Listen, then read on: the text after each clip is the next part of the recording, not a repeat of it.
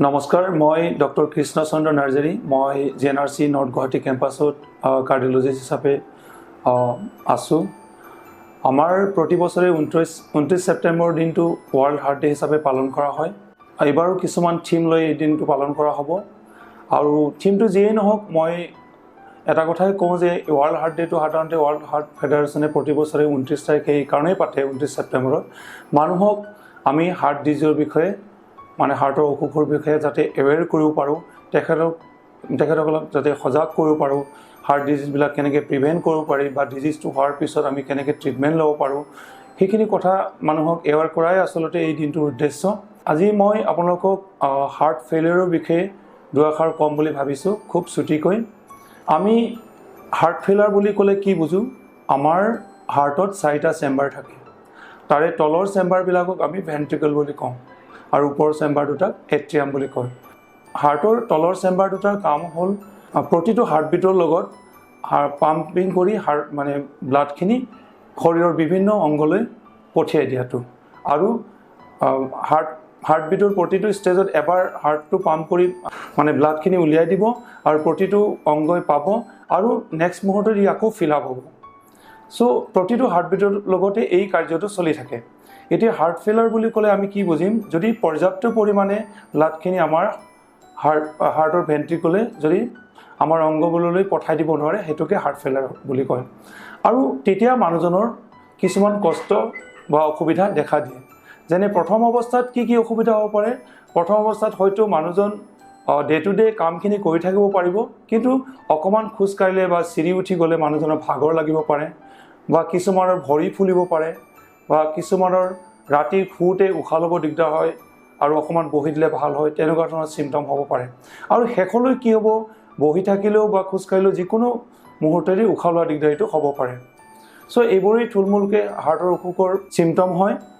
আৰু heart failure বুলি ক'লে এইটো খুবেই ইম্পৰ্টেণ্ট ডিজিজ আচলতে, কাৰণ আমি দেখোঁ হস্পিটেল এডমিশ্যনত হাৰ্টৰ অসুখৰ কাৰণে যিমানবোৰ মানুহ এডমিশ্যন হয়, তাৰে প্ৰায় 30-ৰ পৰা 40% পেচেণ্টেই হাৰ্ট ফেইলিয়ৰত ভোগা ৰোগী হয়। হাৰ্ট ফেইলিয়ৰ কাৰ হ'ব পাৰে তাৰো বিষয়ে মই দুআষাৰ ক'ম।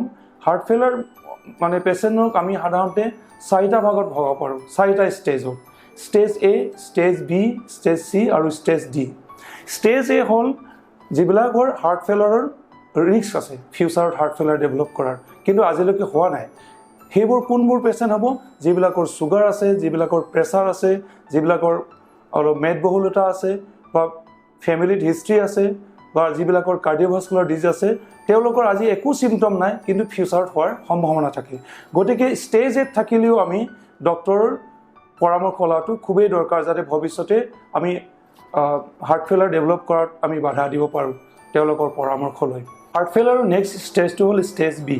ষ্টেজ A যেনেকৈ মানুহজনৰ চিমটম নাথাকে হাৰ্ট ফেইলিয়ৰৰ, ভৰি ফুলা বা উশাহ চুটি হোৱা বা ভাগৰ লগা এইবোৰ চিমটম নাথাকে, ঠিক তেনেকৈ ষ্টেজ Bটো একো চিমটম নাথাকে, কিন্তু মানুহজনৰ আমি যদি কিছুমান টেষ্ট কৰোঁ, তেতিয়াহ'লে ষ্ট্ৰাকচাৰেল হাৰ্ট ডিজিজৰ কিছুমান এবনৰ্মেলিটি আমি পাব পাৰোঁ। যেনেকুৱা ইক'কাৰ্ডিঅ'গ্ৰাফি কৰিলে বা ECG কৰিলে হাৰ্টৰ মাচলটো হয়তো ডাঠ হৈ যোৱা বা হাইপাৰট্ৰফি হৈ যোৱাটো পাব পাৰোঁ। বা আমি ব্লাড টেষ্ট যদি কৰোঁ, তেতিয়াহ'লে ট্ৰপনিন বা BNP লেভেল ব্লাডত বঢ়াটো দেখিব পাৰোঁ, ইনক্ৰিজ লেভেল হ'ব তেতিয়া। আৰু ইক'কাৰ্ডিঅ'গ্ৰাফি কৰিলে আৰু এটা বস্তু আমি চাব পাৰোঁ, হাৰ্টৰ ফিলিং প্ৰেছাৰটো। চ' ফিলিং প্ৰেছাৰ বেছি হ'লেও মানুহজনৰ ষ্টেজ B লেভেলত থকা বুলি আমি ক'ব পাৰোঁ। এইসকল মানুহৰ ভৱিষ্যতে হাৰ্ট ফেইলিয়ৰ হোৱাৰ সম্ভাৱনা যথেষ্ট বাঢ়ি থাকে। ষ্টেজ A আৰু ষ্টেজ B এইকাৰণেই ইম্পৰ্টেণ্ট, কাৰণ ষ্টেজ A আৰু ষ্টেজ Bত মানুহজনৰ একো চিমটম নাথাকে। চ' আমি সকলোকে সেইকাৰণে এৱেৰ কৰিব লাগে, যিবিলাকৰ ৰিস্ক ফেক্টৰ্ছ থাকে বা ইক' বা ব্লাড টেষ্টত যদি তেনেকুৱা এবনৰ্মেলিটি থাকে, লগে লগে আমি ডক্টৰৰ পৰামৰ্শ লোৱাটো উচিত, কাৰণ তেতিয়াহে আমি হাৰ্ট ফেইলিয়ৰ ডেভেলপমেণ্টটো ডিলে কৰিব পাৰিম বা বাধা দিয়াত যথোচিত পৰামৰ্শ ল'ব পাৰিম ডক্টৰৰ পৰা। নেক্সট ষ্টেজ দুটা হ'ল ষ্টেজ C আৰু ষ্টেজ D। ষ্টেজ C আৰু D অলৰেডি মানুহজন চিমটমেটিক, অলৰেডি হয়তো ডক্টৰৰ পৰামৰ্শ লৈ ঔষধ বা তেনেকুৱা ব্যৱহাৰ কৰিছে বা হস্পিটেলাইজ হৈছে, তেনেকুৱা লেভেলৰ অলৰেডি চিমটমেটিক পেচেণ্টবিলাকক আমি ষ্টেজ C আৰু Dত ৰাখোঁ। ষ্টেজ C বিলাক সাধাৰণতে দৰৱ বা এইবিলাক ব্যৱহাৰ কৰাৰ পিছত, চিকিৎসা লোৱাৰ পিছত হয়তো চিমটমখিনি কমি আহিব বা নাইকিয়া হৈ যাব। বাট ইন ফিউচাৰ আকৌ হোৱাৰ সম্ভাৱনা থাকে। ষ্টেজ ডিটো হ'ল কি আমি ডেছপাইট মেডিচিন দিয়াৰ পিছতো অপটিমেল ড'জ দিয়াৰ পিছতো মানুহজন চিমটমেটিক হৈ থাকিব। ৰেষ্টত থাকোঁতেও উশাহ লোৱা দিগদাৰী বা ভাগৰ লগা বা ৰাতি শুব নোৱাৰা এনেকুৱা ধৰণৰ চিমটমবিলাক, ভৰি ফুলা এনেকুৱা ধৰণৰ চাইন্সবিলাক আমি দেখিবলৈ পাম। ষ্টেজ ডিত হয়তো এনেকুৱা হ'ব পাৰে অকল দৰৱেৰে হয়তো চিকিৎসা মানে আৰোগ্য নহ'বও পাৰে, কিছুমানক হয়তো কিছুমান ডিভাইচ লগোৱাৰ প্ৰয়োজনো হ'ব পাৰে। চ' গতিকে হাৰ্ট ফেইলাৰটো আমি মানুহক এই সদায় এৱেৰ কৰি ৰাখিবলৈ চেষ্টা কৰিব লাগে। এইখিনিকে কৈ মই আজি সামৰিছোঁ। ধন্যবাদ।